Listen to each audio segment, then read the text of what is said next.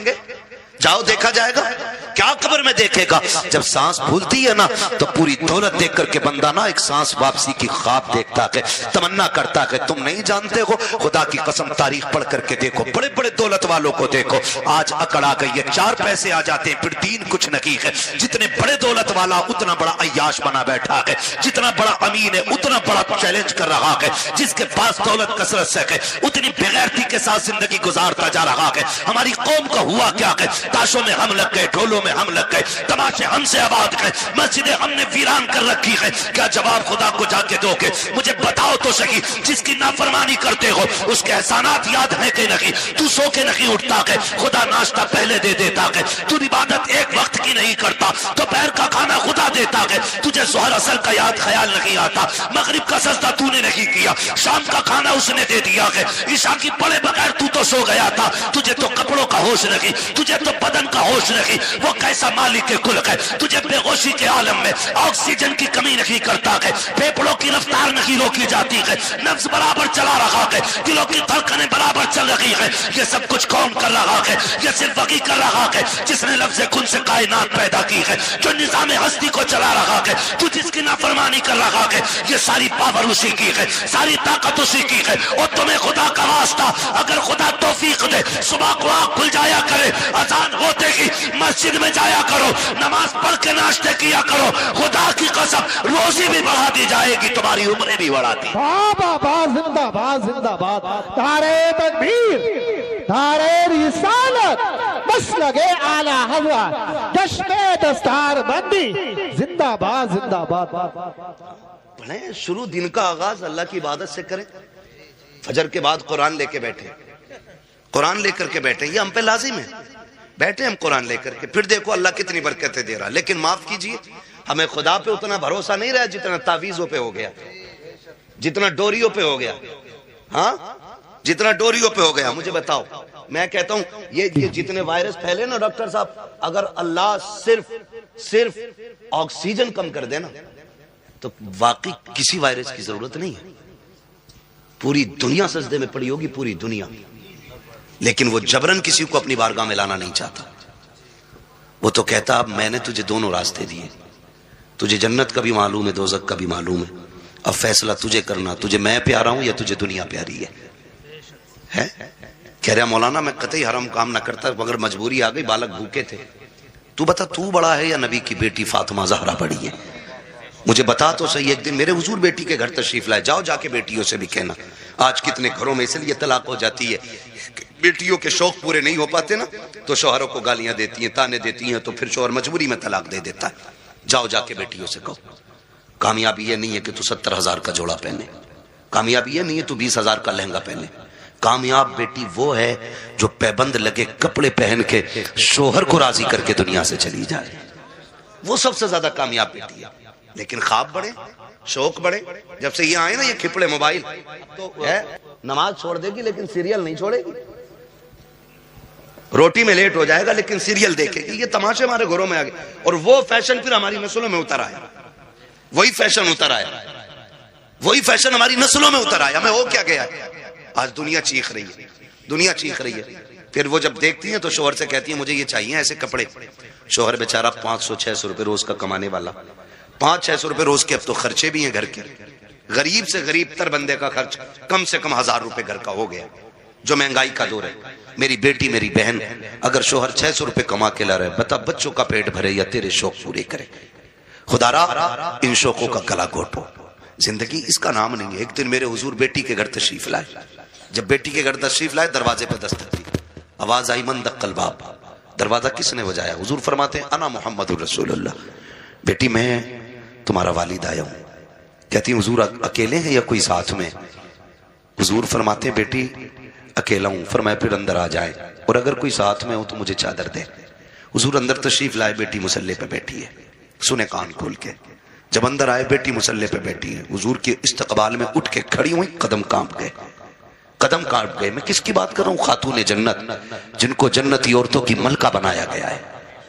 ہاں، جن کی سرداری کا وعدہ میرے حضور نے لے لیا.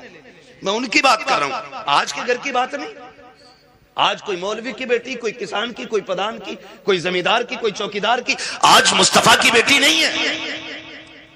لیکن مزاج پھر بھی آج کے دیکھ لیں. اور کل کی بات دیکھیں، کھڑی ہوئی مصلی پہ حضور فرماتے ہیں فاطمہ یہ بات کیوں کہی؟ کوئی ہو تو چادر دے دیں اور نہ ہو تو اندر آ جائیں. کہتے ہیں اب بابا جو دوپٹہ میں نے اوڑھ رکھا ہے نا اس کے پیبند کھل گئے ہیں، کوئی اور ہوتا تو میں اس کے اوپر سے آپ کی چادر ڈالتی، لیکن باپ ہے اور باپ بیٹی کا پردہ کیا. جب آئے نا تو بیٹی کانپی، گرنے لگی. حضور نے بیٹی کو سنبھالا. فرماتے ہیں فاطمہ خیر تو ہے؟ کہتی ہیں یا رسول اللہ فاقوں سے کمزوری اتنی آ گئی ہے کہ کھڑا نہیں ہوا جاتا. حضور کی آنکھوں میں آنسو آ گئے. فاطمہ کیا چاہتی ہے؟ محبوب بیٹی تیری اور اتنے فاقے؟ میرے نبی نے فرمایا بیٹی مصلی کا کونا ہٹا. جب کونا ہٹایا نا تو مصلی کے نیچے ہیرے جواہرات کا دریا تھا. آقا فرماتے ہیں بیٹی جتنے چاہے بھر لے، مگر یاد رکھنا یا تو دنیا لے لو یا آخرت لے لو. خاتون جنت نے وہی کونا چھوڑ دیا. کہتی ہیں آقا فاطمہ کی پوری زندگی خدا کے لیے گزری ہے، مجھے اس دولت کی کوئی ضرورت نہیں ہے. آج ہوا کیا ہے ہمیں؟ آج ہوا کیا ہے؟ بات بات پہ بیٹیاں طلاق مانگنے لگتی ہیں. چل چل تیرے گھر میں سکھ نہیں پایا، تیرے گھر میں سکون نہیں پایا. اور جب لڑائیاں ہوتی ہیں نا تو پھر یہ بھی فون کر کے کہتے ہیں آؤں کیا بیٹی؟ وہ کہتی ہے آؤ ابا ذرا دیکھیو ہی نہ آ کے. سنو، شادی کے بعد عورت کے حق میں سب سے زیادہ طاقتور اس کا شوہر ہوتا ہے. باپ چاہے کروڑ پتی کیوں نہ ہو، شوہر سے زیادہ طاقتور کوئی نہیں اس کے لیے. آپ کے بعد دولت ہے، آپ گئے اپنے جا کے تمنچا کان پہ رکھ دیا، لیکن شوہر 3 بار کہے گا طلاق طلاق طلاق، پورا کھیل ختم، سسٹم ختم. اب آپ کچھ نہیں کر سکتے. مار سکتے ہو لیکن بیٹی کو زندگی نہیں لوٹا کے دے سکتے. جو عزت گئی وہ نہیں لوٹا کے دے سکتے.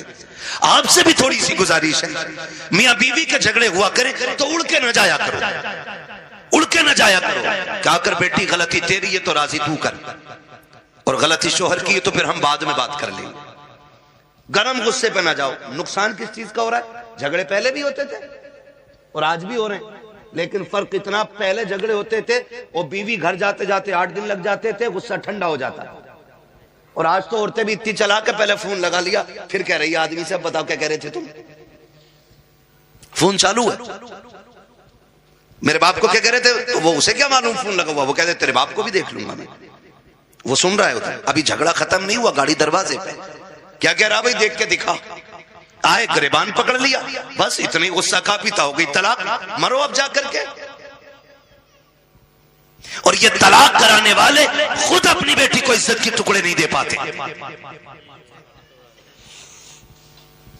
کئی بیٹیوں کی یہ شکایتیں ہم نے سنی کہ جب شوہر سے جھگڑا ہوا سارے ہمدرد بن کے گئے تھے، لیکن آج 6 مہینے ہو گئے ہیں. کبھی باپ کہہ دیتا بیٹی دوا کا پیسہ نقیق ہے، کبھی بھائی کہہ دیتا بعد میں سنی جائے گی. کہتی مولانا اب کیا کیا جائے؟ میرے بھائی، میری بہنوں، میری بیٹیوں، آپ مولوی کچھ نہیں کر سکتا ہے. جو بھی کرنا تھا تمہیں کو کرنا تھا. تمہیں مصطفیٰ کا اخلاق حاصل کرنا تھا، آقا کریم کا کردار سیکھنا تھا. زندگی کیسے چلتی ہے یہ تمہیں سیریل نہیں بتائیں گے. سیریل گھنٹے 2 گھنٹے کے ہوتے ہیں، زندگی 60 سال کی ہوتی ہے. اسے سیکھنے کے لیے مصطفیٰ کی 63 سالہ زندگی پڑھنا پڑے گی. آقا کا کردار سیکھنا پڑے گا. 60-70 سال کی زندگی کے لیے مصطفیٰ کو سمجھنا پڑے گا.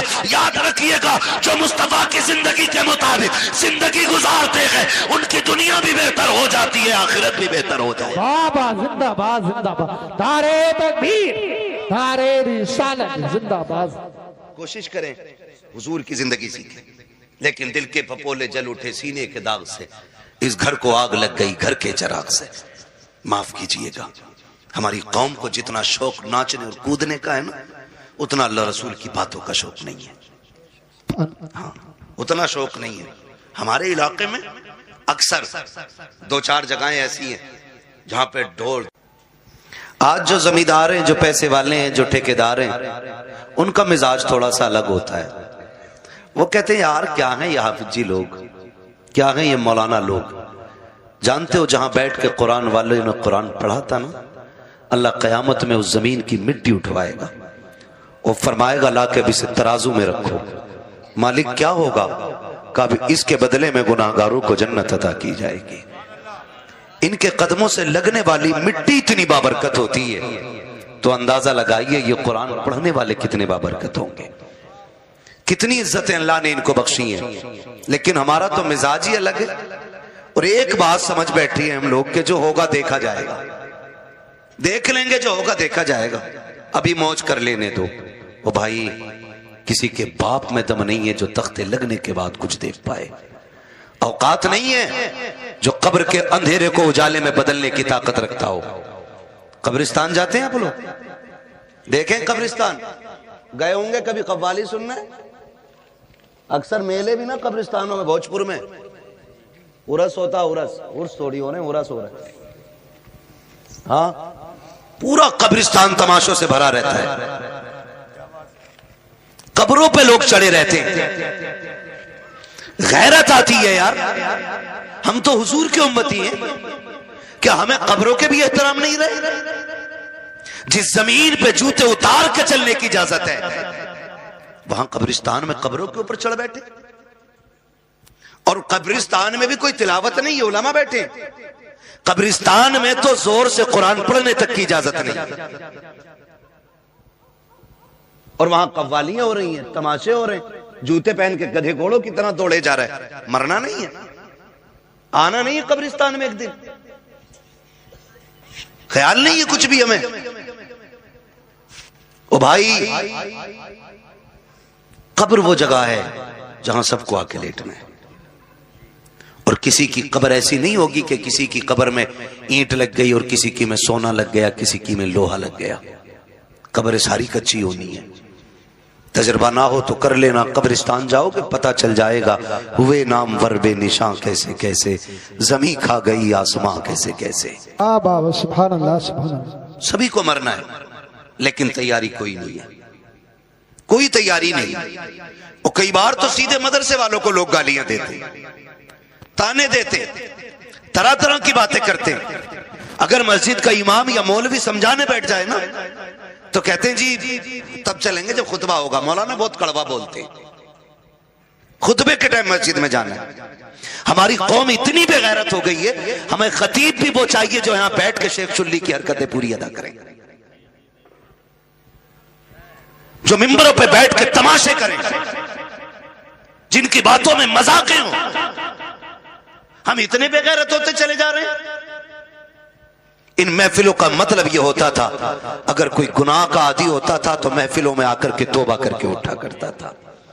آج یہ مقصد ختم ہو گئے، کہہ رہا بڑا مزہ آیا یار، وہ تو مائک فیل کر گیا، اس نے تو ساؤنڈ اڑا دیے، اس نے تو پتے بجا دیے، کچھ نہیں بجنے والا۔ آج دم ہے نا سینے میں تو آج بج رہا ہے جو بھی بج رہا ہے، آج طاقت ہے نا۔ آپ بھی بلا رہے ہو، ڈاکٹر صاحب بھی کہہ رہے ہیں آ جانا۔ کل جب سانس پھولنے لگے گی اور بات بھی ایک سانس میں پوری نہیں ہوگی نا تو پھر غیر تو غیر اپنے بھی دو روٹی دینے تیار نہیں ہوتے۔ یہ دنیا بڑی بے وفا ہے، اس کے دھوکے میں مت رہنا۔ تم جتنا چاہو کما لو، تمہارا کمایا ہوا رکھا رہ جائے گا، تمہارے بعد والے موج کریں گے، حساب تمہیں دینا پڑے گا۔ یہ یاد رکھو، میری کمائی کا حساب مجھے دینا ہے۔ کھائیں گے بچے حساب میں دوں گا، کھائیں گے بچے حساب آپ دو گے۔ تو زندگی ایسی گزار کے جاؤ کہ جو حساب بھی آسان ہو جائے اور قبر کی منزلیں بھی آسان ہو جائیں۔ ہم کدھر چلنے لگے، ہم کدھر؟ نہیں جی مولوی صاحب کو ہٹاؤ، انہوں نے تو میرے جوئے کے بارے میں بات کر دی، یہ امام نہیں رہے گا۔ اس نے میرے سٹے کے خلاف بات کی ہے، یہ امام نہیں رہے گا۔ اس نے ڈھول کے خلاف تقریر کی ہے، میرا بیٹا تو اکلوتا ہی تھا نا، مجھے تو آتش بازی کرنی تھی۔ اور یار کئی لوگ کہتے ہیں کہ شادی ایک بار ہوتی ہے، میں کہتا ہوں بھائی شادی ایک بار ہوتی ہے تو زندگی بھی ایک ہی بار ملتی ہے۔ اب اسے جیسے چاہو گزار لو، اسے چاہو تو اللہ کو راضی کر کے گزار لو اور اسے چاہو تو اللہ کو ناراض کر کے گزار لو۔ معاف کیجئے گا اگر میں ابھی کھڑا کر لوں نا تو 90% نوجوانوں کو نماز یاد نہیں ہوگی، 100 میں 90 لوگوں کو نماز درست یاد نہیں ہوگی۔ یہ کنڈیشن ہے ہماری۔